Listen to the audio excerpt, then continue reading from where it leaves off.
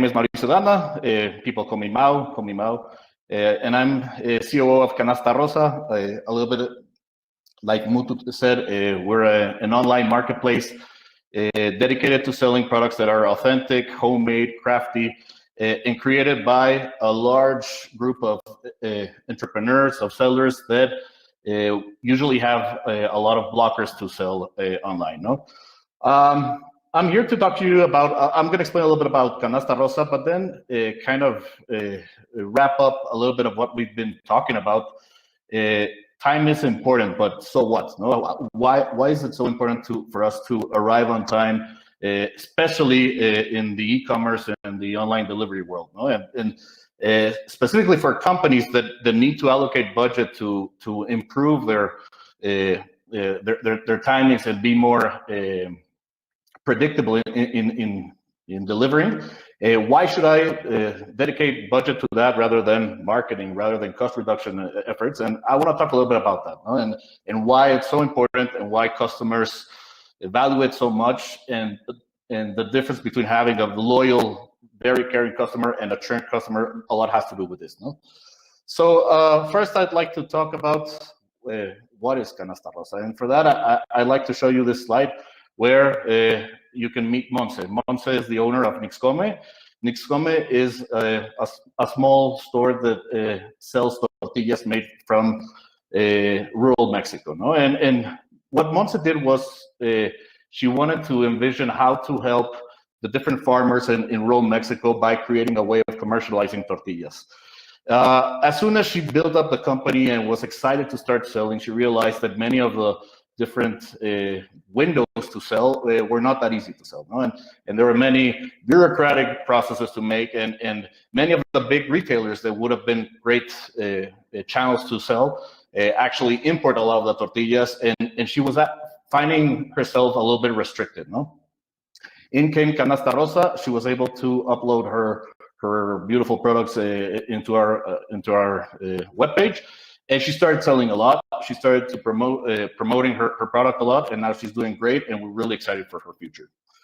So like Monse, we have more than 15,000 stores right now in Mexico, and these stores are from very different backgrounds. No? You have the part-time student that, while he's studying maybe psychology, he also makes great cakes. No, you have a person that always had a passion about a certain product and was never able to commercialize it. Now that person can sell it. No, we, unlike other marketplaces, we strive to have the platform that is made and designed for the seller. No, you don't have to be business savvy. You don't have to be tech savvy. The only thing you need to do is a product that you want to put all the effort into having a great product, and we'll take care of the rest in order to commercialize it and deliver it to the customers. Now, that's a great value proposition, but as a COO, everything that has to do with the logistics of it, rather than having your suppliers be, say, Procter & Gamble, Nestle, you have 15,000 different stores, each one that has very different ways of operating. No? So you need to take this into account in order for your model to work. At the beginning, when we just started, we just used third-party logistic vendors to make the delivery, and we realized that it was not a perfect fit. No, and our deliveries were not on time. Many were not actually fulfilled. Our costs were too high, and we realized we had to actually control our own logistics and make sure every single product that we wanted to portray in our webpage for it to be delivered to our final customer. As I said, when we decided we need to be in control of it, it was very manual, no? And as you can see in this slide on the left side, our logistics team was basically using Google Maps, Excel, and very simple stuff to make orders. No, what we wanted to do is, how do we collect from different stores and deliver to different customers, all within a time frame? And how do we optimize for that in order for the cost not to elevate too much? No, and we realized it wasn't a long-term solution. And as soon as this year kicked in and the pandemic kicked in and everything related to e-commerce started growing, if we had the double of orders, that meant the double of hours working, and that was just not sustainable. smart monkey. And thanks to him, we were able to really find a product that helped us optimize our routing, making sure that we put every single variable that we wanted to take into consideration in place. And the results were more than great. No, you can see on the right side, our orders per route incremented in 27%, our logistics cost decremented in 21%, our on-time delivery on high volume days, those days that have more traffic and we have more orders than possible, changed from 83% to 96%. No? So great numbers. We were able to now have a process that helped us scale, and we're scaling together with the business. No? And we're able to deliver the way our customers expect. Now, is that enough? Definitely not. No, we live in a world where we have very intense competition. We have very amazing companies delivering not only same day, same hour deliveries. And not only that, on the other side, you have our customers now demanding that free shipping all over the place. They don't want to pay a single cent for shipping. So you need to excel at this in order to satisfy a very demanding customer. And as you can see in some of the stats that I put in this slide, customers are really willing to change your site if you're not able to deliver in the times that you said you were going to deliver. Even though you might have a considerably better product and might have a better experience as a whole, but if you said you were going to arrive at 1 p.m. and you arrive 1:30, that's more than enough for a customer to change his mind. So fundamental to make sure we tackle and we understand how to plan for this and deliver on time. No?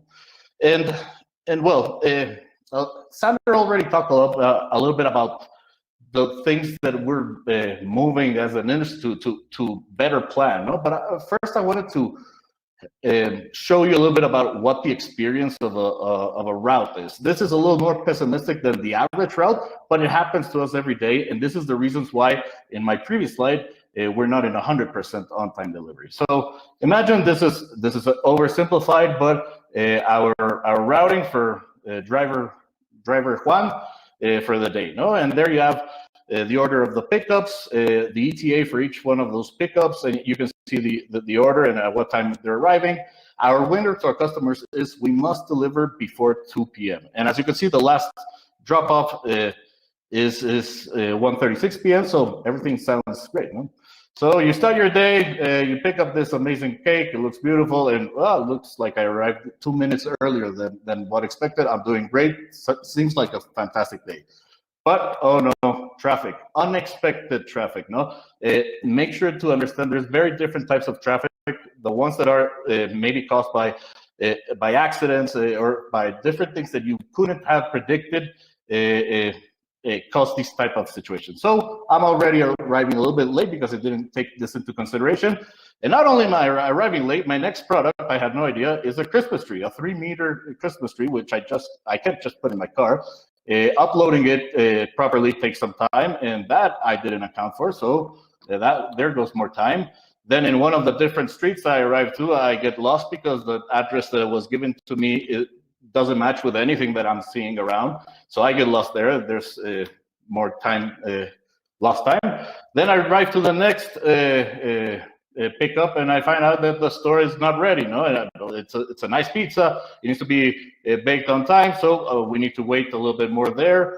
So there's waiting more time. I go to the next drop off. It turns out that the client is not there, and by policy of Canasta Rosa, you have to wait 20 minutes, make every attempt to deliver, and then you can go. And now it's 1:49 p.m. and for the last drop off, before that we have predicted traffic. The Mexico City traffic is the worst. Friday lunch is really terrible, and if we don't take that into account, obviously it ends up affecting. And in the end, you have a customer that his cake arrived a little 40 minutes later. He's unhappy. He's never buying from Canasta Rosa again. So a little bit, what do I want to conclude from here? There are 4 types of things. No? You have both the pickup drop-off variability and the road variability. You have the ones that are predictable and the ones that are not predictable.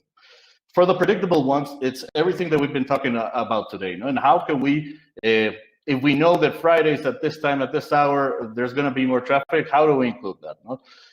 Weather, Sandra was talking about weather as unpredictable. It turns out that in Mexico, many times it rains at the same time, and if you have that, incorporate that in your planning. No? The same with pickups and drop-offs. If you have a store that you know that's going to take some time for the packaging and everything, incorporate that into your planning, and that helps. And for the unpredictable side, it's simple unpredictable variability. And for those of you who know all the theories of inventory and a safety stock, this is exactly the same thing. No, you have safety stock for this unpredictable variability, but you don't want to. You want to make sure you have your product for your final customer. In this case, the same. If you promise your customer that you're going to be delivering up until 2 p.m. And you know there's this unpredictable variability, plan maybe with a little bit more time and have that extra cushion in case you have unpredictable variability, and with that you're able to deliver more on time. You know? So having these things in place will help with some. We already have customers that really enjoy the logistics we offer, and we want to make sure that all our customers and all our stores offer this. No? And here are just a few very picked quotes of both stores and customers mentioning how they enjoyed the delivery. And in the middle, I mean, putting it actually into numbers, those who measure NPS, Net Promoter Score, our difference between the Net Promoter Score from the customers that arrive on time, their products, versus late, it improves in 13 points. And I haven't seen a single customer engagement project that lifted that much. And specifically in orders per buyer, we've seen that people that receive their products late versus on time, the on time ones are 14% more probable of buying again from us, buying more orders for us. No? So it's important to not only say, I want to arrive on time because it's important, translate it into business metrics and understand why this is more important than maybe investing in some other initiatives that might not give you these type of results. No? So with that, that's all my presentation. Hope it was useful for you guys, and now open for some questions.